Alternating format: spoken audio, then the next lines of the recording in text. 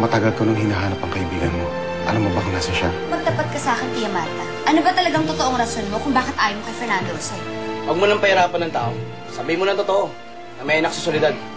Sino ang ama ng anak ni Soledad? Talaga nga hindi ka napapipigil, Rosalinda. Hindi ko kayo maintindihan. Huwag ka na magmaang-maangan.